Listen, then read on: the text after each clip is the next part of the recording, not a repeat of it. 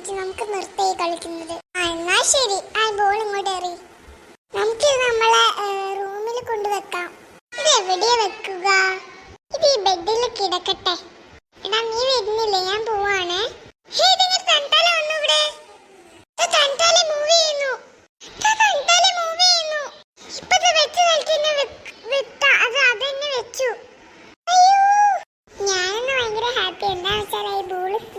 കിട്ടിയില്ലേ?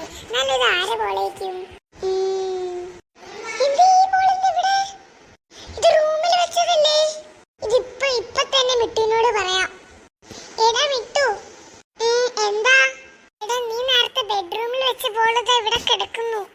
പിന്നെ നേരത്തെ നീ ബെഡ്റൂമിലെ ബോള് വെച്ചിട്ട് നീ പോയപ്പോ ബോള് ഫസ്റ്റ് താഴോട്ട് വന്ന് തിരിച്ച് വെച്ച സ്ഥലത്ത് തന്നെ വീണ്ടും പോയി.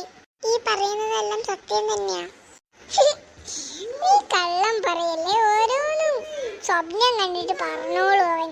ഇവിടെ ഞാൻ നോക്കട്ടെ ഇവിടെ ഉണ്ടോന്ന്. അയ്യോ ഇതാ ഈ ബോള്. എടാ നീ പറഞ്ഞ സത്യാണല്ലോ. ഞാൻ പറഞ്ഞില്ലേ നിന്നോട്?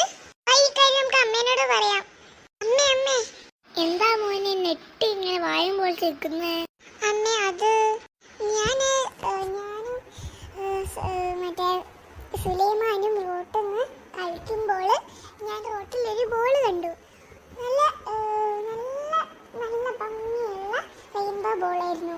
അത് ഞാൻ ഞാനും സുലൈമാനും ആ ബോൾ കൊണ്ട് കളിച്ചു. എന്നിട്ട് ഞാൻ ബെഡിൽ വെച്ചപ്പോൾ അത് തനിത്താലെ ഇറങ്ങി വന്ന് തനിത്താലെ വെച്ചെടുത്തന്നെ പോയി.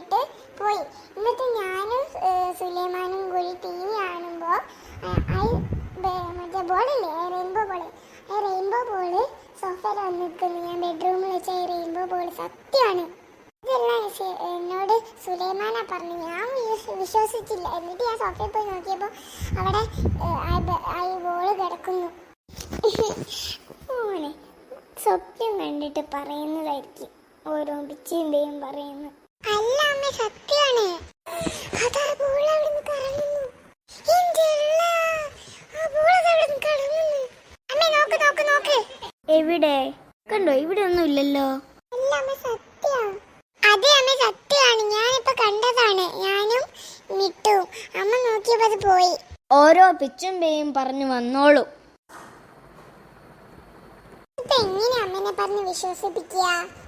ഓരോ പിച്ചും പേയും പറഞ്ഞു വന്നോളൂ. ഞാൻ എന്റെ ജോലി എടുക്കട്ടെ, നിങ്ങൾ പോയിക്കോളൂ.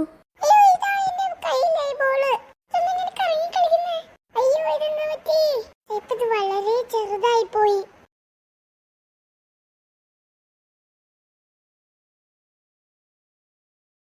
നമുക്കിത് എവിടെങ്കിലും പോയി കളഞ്ഞാലോ ഈ ബോളിനെ?